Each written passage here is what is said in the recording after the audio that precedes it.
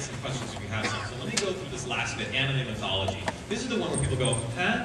Trust me, this is the cool stuff.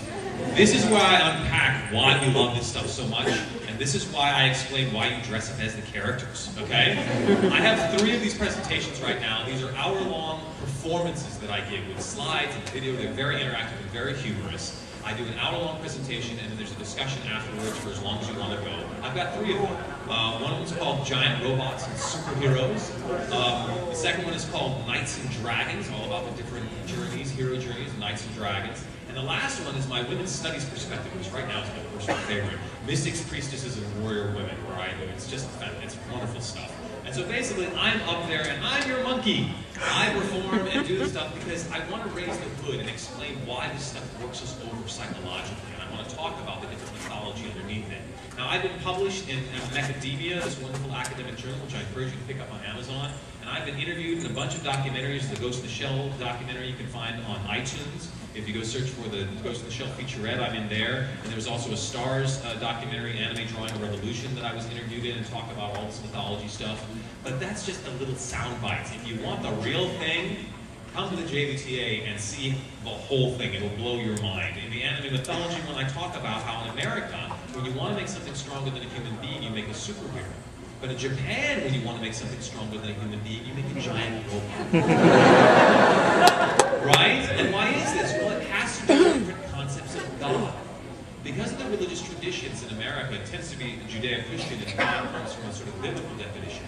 You have a very different type of hero than Buddhism and Shinto, which are the dominant traditions in Japan. And I explain all that, how it works, and I even go through the spiritual evolution of the giant robot, because he changed over time, and specifically the relationship of the pilot to the robot, and where the pilot sits in the robot changes over time. And so I talk about how the robot has evolved as a spiritual vehicle over time. In the second one, I talk about Knights and Dragons, right? This is the dragon we all know and love, right? Yeah, but Miyazaki does a different dragon. Fire breather, he's a water bringer. But with Maleficent, you know, Prince Philip, they don't get along so well. But Sen and Hagen, yeah, they sort of get along. Right? Isn't that cute? So what's going on? You've got 2 different types of dragons. You've got the European dragon and the Asian dragon. And the European dragon and the Asian dragon have different natures. The fire-breathing dragon is malevolent, but the water bearer is benevolent. So you have different heroes, the dragon slayer and the dragon tamer. And I unpack all of that, and I go through the vision of Escaflowne. Yeah. Fantastic. And I talk about the knight and the dragon in the same body in Escaflowne. It's amazing. My women's studies one, oh, I love this one. This is so great because I get to unpack the female archetypes, the female hero journey, which too often gets ignored. And I talk in detail about the female, specifically the female hero journey, because in America, it tends to be the princess, right? But in Japan, it's the magic. And you think, well, that's great. The princess doesn't have any magic of her own, so we'll just give her magic, and then she'll be like the magic girl, right? Wrong. The moment you give a princess magic, she's not a princess anymore. She's a witch.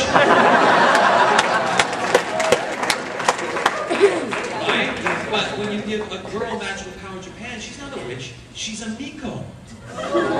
She's a Shinto shrine maiden. She's not a witch. So what's that about? It's about the different mystical traditions in each culture. Again, you have the biblical traditions, the European traditions, Judeo-Christian culture, and the Buddhism and Shinto on the other side. And the mystical traditions in each culture inform these kind of female hero journeys. And at the end, I unpack Revolutionary Girl Utena. Which is just laden with metaphor, and I explain it all. I have all the answers. So that's basically the overview of all the classes. We've got the translation, we've got the production workflow, script adaptation, voice acting, and anime mythology. I'm sorry I sort of ran through it real quick, but I wanted to make sure that you guys got a chance to sort of see it all and ask any questions you might have.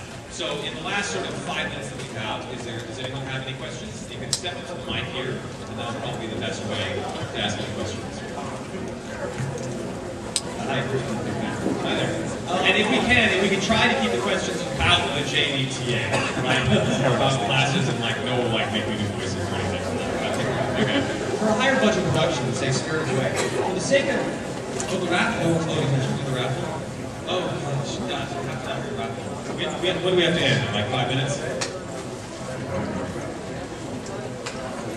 About 5 minutes? All right, I'm so sorry. Let's take 2 questions, and then we have to actually announce our raffle winners. I'm so sorry. But you can email us any of your questions, and we'll get to it. But let's get your question. Thank you for going to the raffle. In a higher budget production, say Spirited Away, for the sake of higher quality writing and ease of voice acting, why are the lip flaps themselves not reanimated? The problem with reanimating the lip flap itself is twofold. One, if you put it on the DVD, you cause major problems switching between the audio tracks. 2, it's very expensive. It's very expensive to go in there and reanimate the lip flap. It's not just sort of digital stuff. Remember, this is Miyazaki animation. It's framed by frame. If you want to try to reanimate Miyazaki and animate better than he can, good luck. Right? So that's why it's just very difficult. And also because the Japanese do it that way. They dub the picture as well. So they're very used to it. Thank you. You bet. Let's keep it quiet. If we have time after the raffle, I'll see if I can take some more questions. Yeah, for the voice acting, when you teach the students and they might get animate, how do you designate that student to a certain character? That's actually something I ask the student to do. One of the most important things as a voice actor is to understand what parts you can and cannot believably play. It's sort of like being a singer. If you're a soprano, you can't sing bass. And so that's one of the things you have to learn. You have to know what you are good at. I'm good at playing dark brooding heroes. Do I look like a dark brooding hero? No. But I'm good at it. So you have to sort of learn what you're good at. That's part of the process of getting into the I can't tell you how many times I'm like, oh, that's a Crispin character. Yeah, exactly. They know. They're like, oh, that one's going to be a Crispin character. Cool, very fun. I'm going to do it. Great. Let's get the raffle stuff up here real quick so we can do this. We've got the raffle stuff is all the sign up at the booth. We've got 6 different things. We've got 3 goodie bags and 3 DVD and toy things. Now, if you're here and we call your name, you get one of the goodie bags. If you're not here and we call your name, we're gonna ship you the DVD in a little box. Make sense? So if you're here and you want the goodie bag, which have like the plushies and all the cool stuff, please respond. So let me pick one. It's like a magic trick. Okay, we have Andrew Tang. Is Andrew Tang here? No, you're not Andrew Tang. Close. Andrew Tang is not getting a goodie bag. He's gonna get another one. Is Stephen Swingle here? Stephen Swingle going once, going twice. Goodbye, Stephen. Who's next? Bobby Pinkard. Bobby Pinkard. Wow, we've got so many, and we've got so many more than are actually people here. We might have to send it to them because I don't think I'm going to find anyone who's actually here.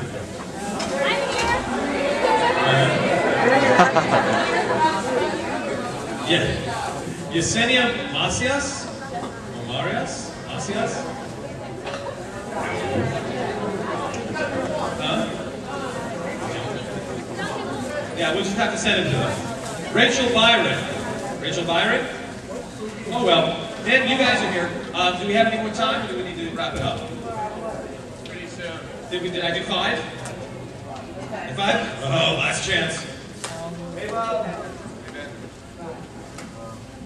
Tamara Weaver. No, so sorry. But they missed a good show. Yeah, and Garzy's Wig, hello? And yes, you can find Garzy's Wig on Amazon. Go track it down. Oh, it's unbelievable. Okay. Yeah, I know, I think it's perfect just the way it is. I don't think it gets any better than that. Really.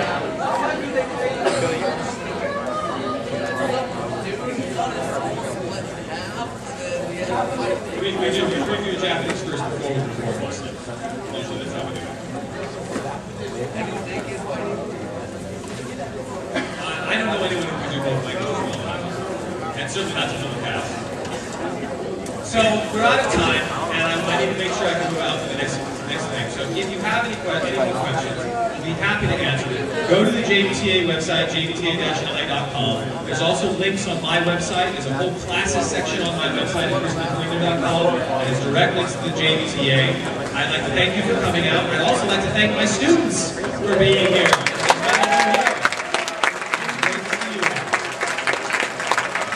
So thank you so much. You're free to email the JVTA with any of your questions, and I look forward to seeing you in class.